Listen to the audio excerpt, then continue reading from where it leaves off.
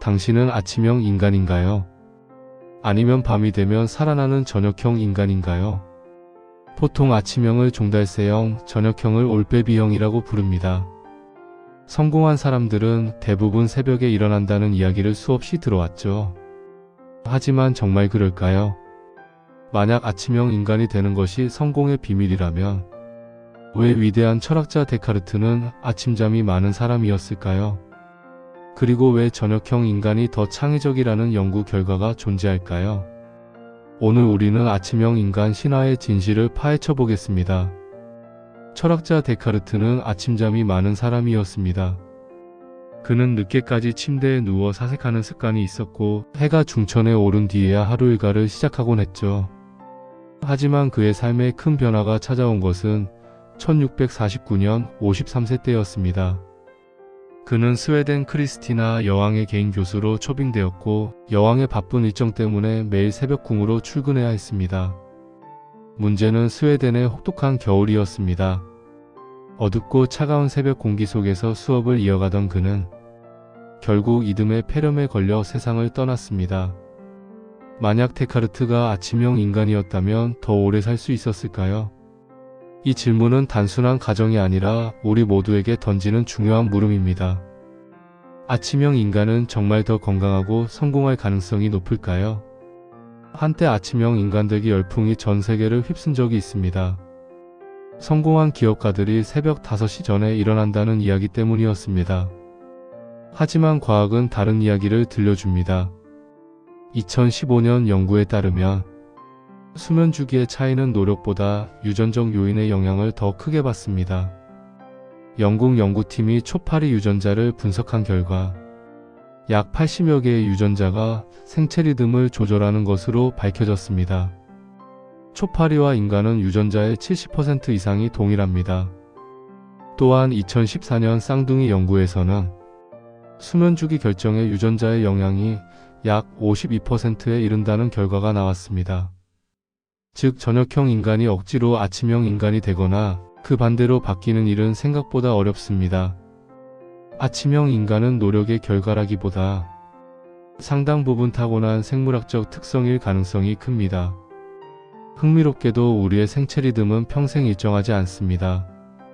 어린아이들은 아침 일찍 일어나 울음을 터뜨리거나 부모를 깨우러 다니죠.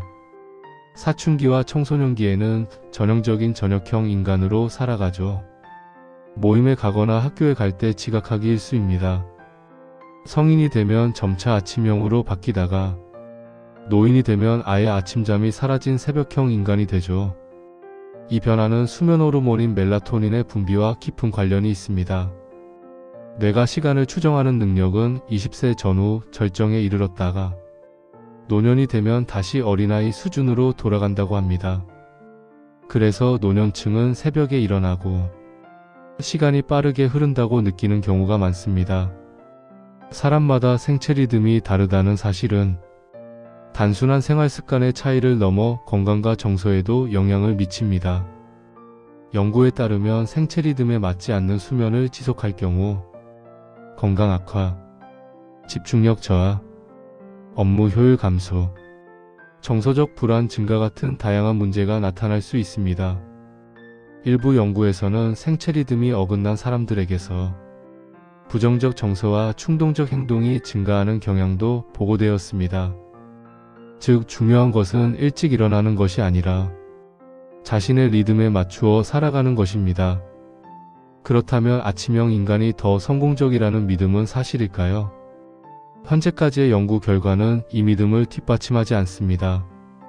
오히려 저녁형 인간에게서 다음과 같은 특징이 발견되었습니다.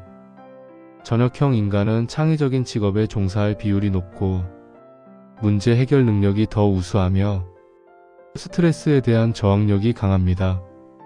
또 청소년을 대상으로 한 연구에서는 저녁형 인간의 평균 지능 지수가 더 높다는 결과가 나왔죠.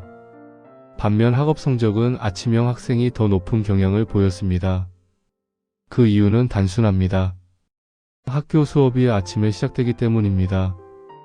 즉 제도와 환경이 아침형 인간에게 유리하게 설계되어 있었던 것입니다. 아침형과 저녁형 중 어느 쪽이 더 우월하다고 말하기는 어렵습니다. 다만 적합한 환경이 다를 뿐입니다. 그래서 자신의 수면 리듬에 따라 진로를 결정하는 것이 좋습니다. 아침형 인간에게 잘 맞는 직업은 공무원, 교사, 서비스업, 생산직으로 알려져 있습니다.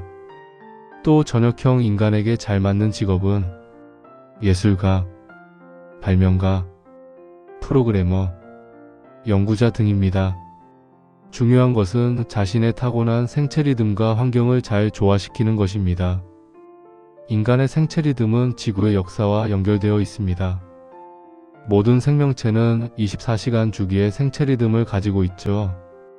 이는 우리가 지구의 자전과 달의 영향 속에서 진화해왔기 때문입니다. 흥미롭게도 지구의 하루는 과거와 달랐습니다. 4억 년 전에는 하루가 22시간이었고 3억 년 전에는 하루 22시간 30분, 그리고 현재는 24시간이죠. 지구의 자전이 느려진 이유는 달과 바다가 만들어내는 밀물과 썰물 때문입니다. 바닷물의 마찰로 인해 지구의 자전 속도는 1만 년마다 약 0.2초씩 느려지고 있습니다. 즉, 우리의 생체 시계는 우주의 역사 속에서 형성된 결과라고 할 수 있습니다. 시간은 인간이 만든 개념입니다. 자연 속에서 시간은 지금처럼 분과 초로 나뉘지 않습니다. 수렵 채집 시대의 인간에게 중요했던 것은 시계가 아니라 계절과 기후의 변화였습니다. 시간을 엄격히 구분하기 시작한 것은 시계의 발명과 자본주의의 발달 이후입니다. 우리 뇌는 현재의 세분화된 시간 체계에 완전히 적응하지 못했습니다. 그래서 우리는 늘 시간에 쫓기며 살아간다고 느끼는 것입니다. 생물물리학자 슈테판 클라인은 시간의 흐름을 이렇게 설명합니다. 우리가 느끼는 시간은 실제 시간이 아니라 뇌가 처리한 정보의 양이다. 뇌는 감각 자극이 많으면 시간을 길게 해석합니다. 그리고 몰입 상태에 이르면 시간을 짧게 해석하죠. 하지만 기억 속에서는 반대입니다. 몰입했던 시간은 정보가 풍부하기 때문에 더 길고 선명하게 기억됩니다. 반면 지루했던 시간은 기억 속에서 짧게 축소됩니다. 그래서 우리는 길게 이어진 지루한 행사보다 강렬하고 짧은 경험을 더 오래 기억합니다. 하루 24시간은 아침형 인간에게도 저녁형 인간에게도 똑같이 주어집니다. 아침에 일찍 일어난다고 해서 시간이 더 늘어나는 것은 아닙니다.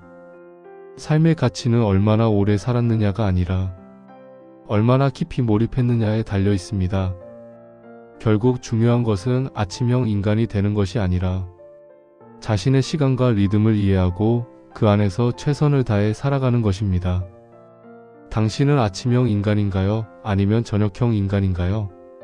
어쩌면 그 질문은 그다지 중요하지 않을지도 모릅니다. 중요한 것은 남의 시간표가 아니라 자신의 생체 시계에 맞춰 살아가는 것입니다. 그리고 남들과 같은 시간 속에서 얼마나 깊이 몰입하며 살아가는가입니다. 성공은 새벽 5시에 일어나는 습관이 아니라 자신에게 맞는 시간에 최선을 다하는 삶에서 시작됩니다. 오늘 이야기는 여기까지입니다. 구독과 좋아요는 저에게 큰 힘이 됩니다. 감사합니다.